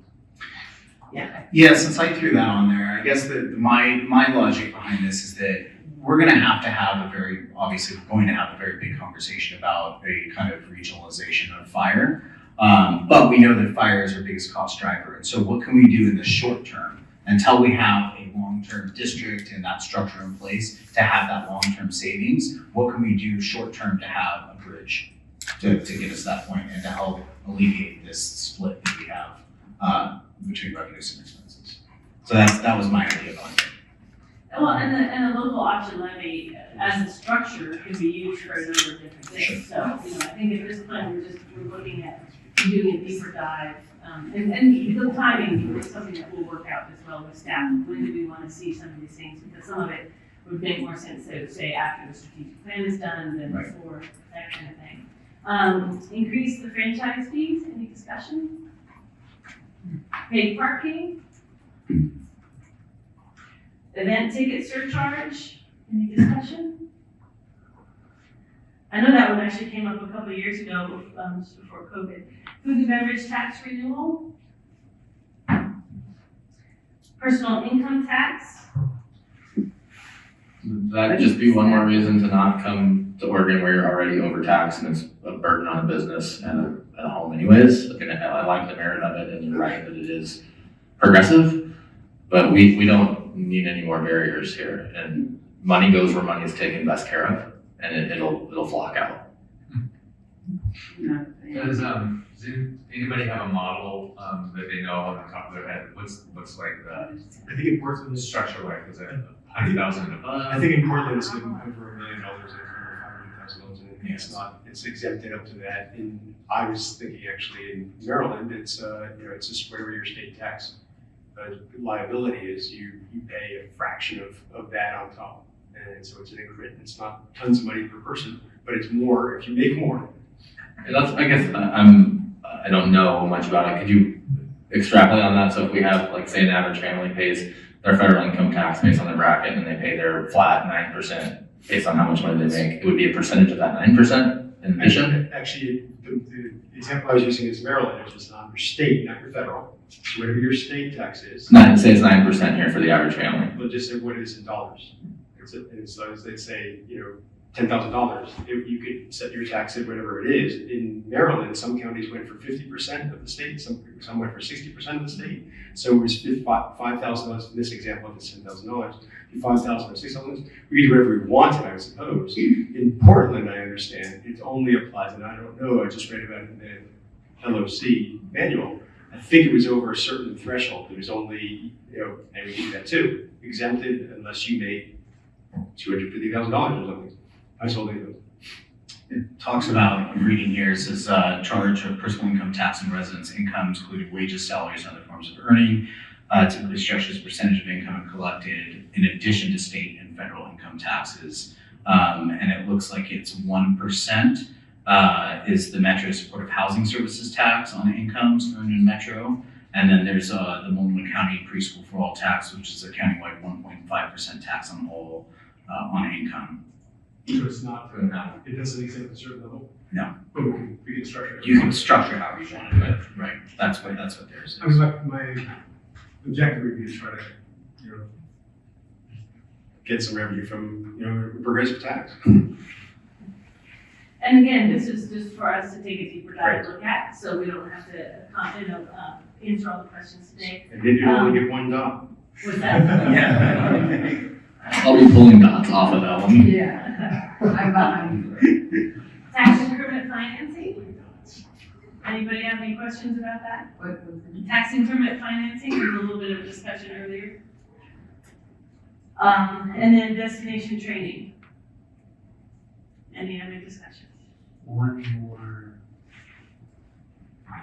Did we decide not to put on, I forget the acronym is EID for the economic. Economic, Improvement district. investment district, is it? Yeah, thank you. I'd like to put that on the list. I don't know why we didn't put it on there. I think because we were talking about how we're already working on an economic development system That's right. and packaging it. I'm comp dev anyways, so maybe we don't want to put it on the list, but maybe there's no bad ideas and it just triggers another discussion with comp dev, but I do remember why we didn't put it on there now, you're right. Okay, so do you want it on there or not? Right, that's why you have to make the hard decisions. Yeah.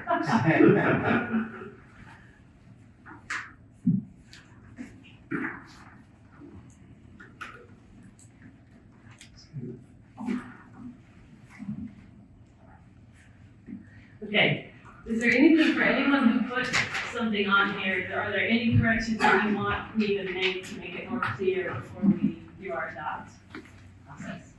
Okay. So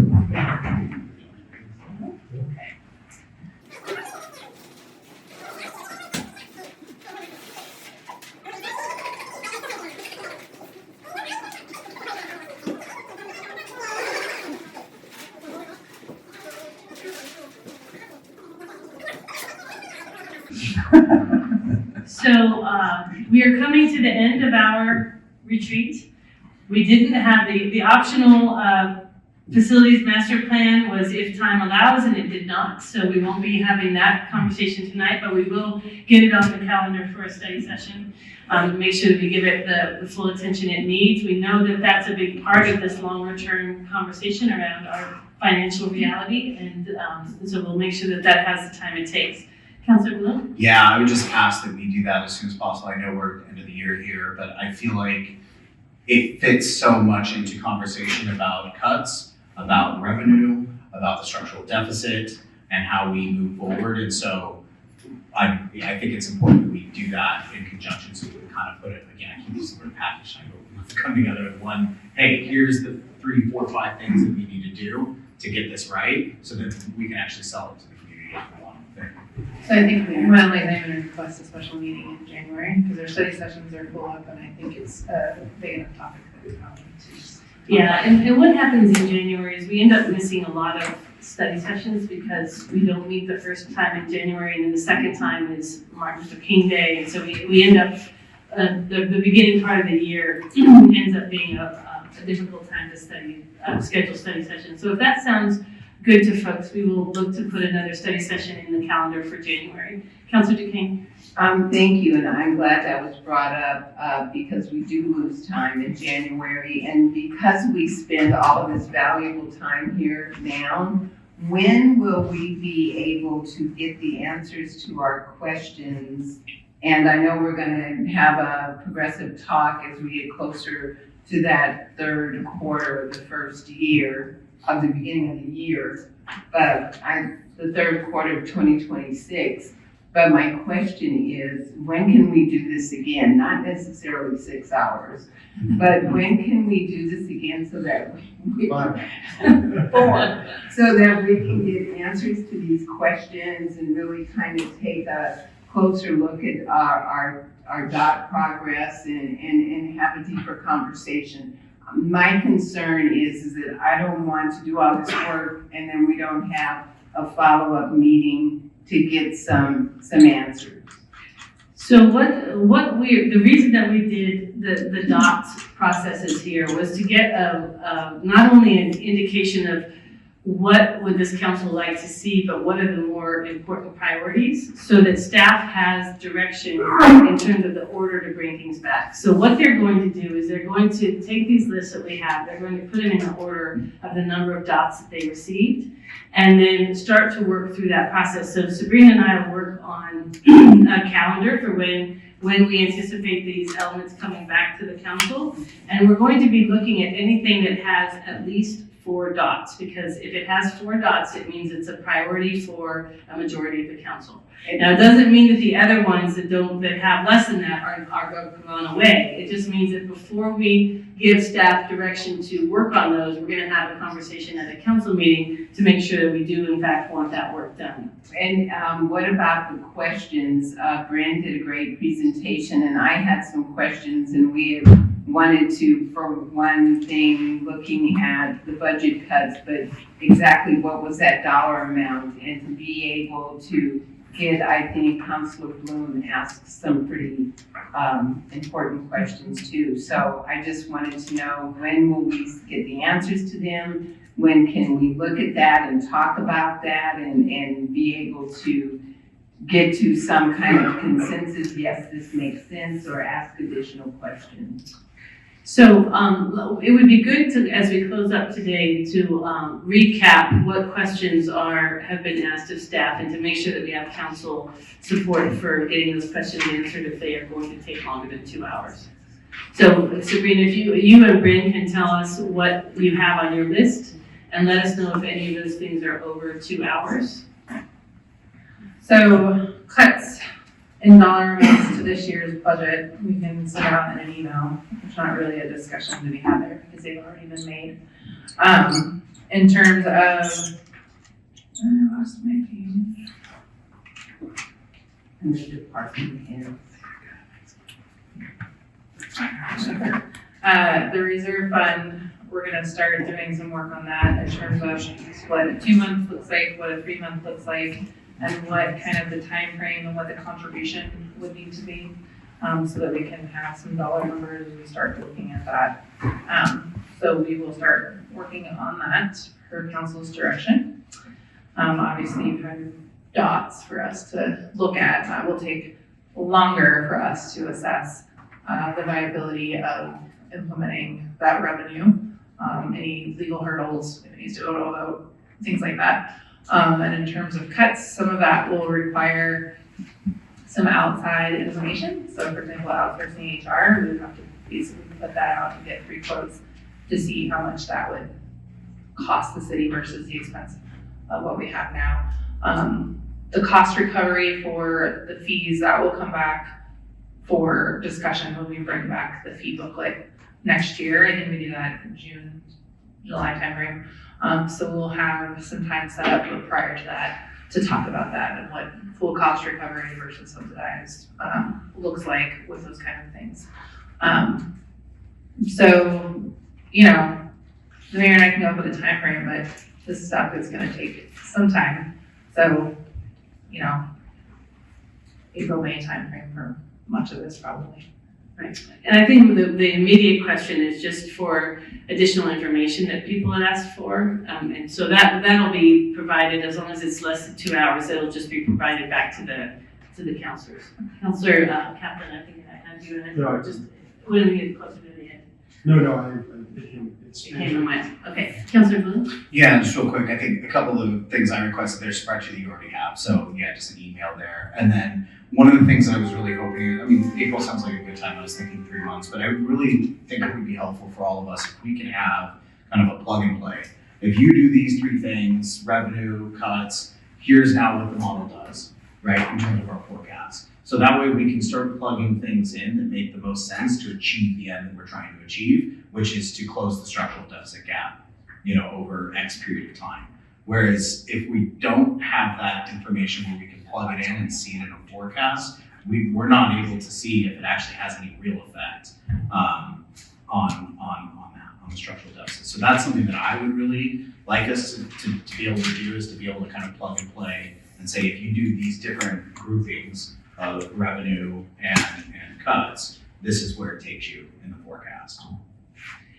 So in terms of the structure of these upcoming conversations, we had discussed here today combining the structural issues and the potential increase in reserve funds so that we'd have a certain dollar amount. It seems that we can only get to that once we've had some other discussions. So that would be that first conversation in conjunction with some of these potential cost-cutting elements. What do you need from us today, Sabrina, to chart the course for the next 8 months? Yeah, so in terms of like plug and play, I mean, we would start with the ones that'll actually single-handedly like kind of solve the problem, right? So a local option levy, you do that, you're kind of good for a while, right? Obviously you need to have the regional discussion for fire at some point. Versus as you kind of move down that list, you're looking at implementing multiples of the small to have a significant impact. So, you know, we'll put them in a way in which kind of like least disturbance in a way to most disturbance, right? So 1 vote, local option levy, solves the problem for this projected time frame. Here's what would need to happen at this point in time. Or if you're looking at, you know, a fee on a ticket or TLT increase, like, you know, those are minimal revenue generation. And so, you know, you're also gonna need to do these things, right? Revenue versus expense. So staff will spend some time analyzing this and bring something back for you all to look at and see if we hit the mark. Because staff will also have a recommendation based on the amount of administration some of these would take as well. Because some of them, it may not be worth the squeeze to move forward with them, depending. We're gonna need to do more research though. Well, and I think this is where that the council now has said these are the general things that we're interested in, which gives staff the ability to start digging into them, as opposed to you coming forward with recommendation to only to find out that the council's not interested at all in looking at that particular cut or that particular adjustment. So, And I think some of them are good in theory, but operationally may not make sense, right? So looking at extending the life of the fleet, yeah, that's fine for our like inspector vehicles, but extending the life of the police vehicle may not make sense if they're dying in the middle of patrol, right? So I think there's some more analysis to be done there and what we're actually looking at. And I think too, what would probably help is you don't really have to run the whole projections necessarily all over again, because you have the baseline projections now. So if we can get just like, this cut saves X amount, or this revenue will generate X amount, we can then own our own independently say, cool, we now have the model, the baseline model, we can just plug it in ourselves and we can figure out Give our us a own. spreadsheet, let us. As long as we have that raw data, we can, without you guys having to do the effort, we can then figure it out and come with our own ideas and say, hey, let's kick these ideas around. Well, and I think there's some investigation that needs to be done with all these, and some sharing and discussing here, so that we know what is the council still interested in keeping on the table once that analysis is done. And then those, I think, are the pieces we play with. In terms of a very simplified Excel model kind of situation. And I think one of the other things we're going to have to address is, because the problem is a structural problem, you're only going to be able to solve it for a specific period of time. And I think that we need to think about that. If the divergence keeps happening and the state level doesn't solve some of our revenue issues, then we need to start to think about what is the time frame for which we are looking to solve this problem, and what is the process then, and at what point does a future council need to start looking at how to solve the next phase of the problem? Because it's not a one and done. You can't solve this forever in one particular process. So it's something else for us to think about. Yeah, I think also, I don't want to speak for all staff, but I mean, just with AI, in the last year, we've changed a lot of processes that we do, right? And so we're not able to account for a lot of those changes when we're looking at this model, because they don't exist yet, or we haven't adopted them or whatever. And so I think, to the mayor's point, it was like, at some point someone's like, we want 50-year projections. Well, I'm not going to be here in 50 years. That's an unreasonable expectation, right? And so what's the time frame that we're looking at? Because the service that the community is expecting could be different. The makeup of the community will be different. And so I think, if we're looking at the next 10 years, that's a good chunk of time. A lot of things happen in 10 years. We think about, what was happening in 2015 versus what's happening now, right? That's a big difference. So I think having some reasonable expectations on what we're gonna achieve with this is probably important, because otherwise we might get into this analysis paralysis of is this good enough? Have we solved this forever? And I don't think that needs to be the goal, because we may find that at some point state mandated things change, right? And we don't need this anymore, or things just continue to change. And so I think if we have a 10-year time frame in mind, that's probably reasonable, but it needs to be revisited on a regular basis, and we're gonna have to adjust, which is really part of that budgeting process. Councilor Kaplan? Yeah, I was gonna suggest something shorter. I think 10 years is too much. I think the three biennium, it makes a lot of sense, and then just gets updated every biennium, so that you're always going ahead. Some of these changes will make permanent differences because they change the way we do business. And also part of the structural problem that we talk about is a revenue problem. So to the extent that we diversify our revenues even more, it's a structural problem, comes from the property tax.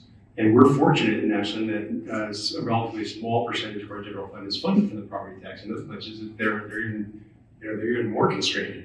So to the extent that we have other revenue sources and we are smart about how we spend them, it's a long-term solution. It's nothing's a permanent solution, Right. but you got to keep on renewing things and changing the way you do business. But I don't think it's so bleak. I think So, and we are past our 6 o'clock.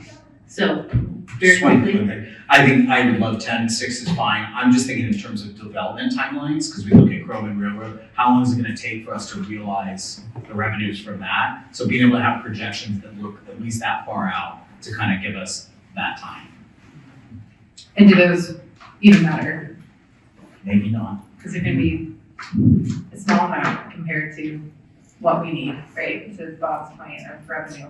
And so I think those aren't even in play right now because neither one is cleaned up. Right. Yeah. Right. All All right, well, thank you to our staff for putting all of this material and good work together. We appreciate that, and it's a good start, getting us in good shape for heading into the conversations next year. So thank you very much, and with that, our retreat is adjourned.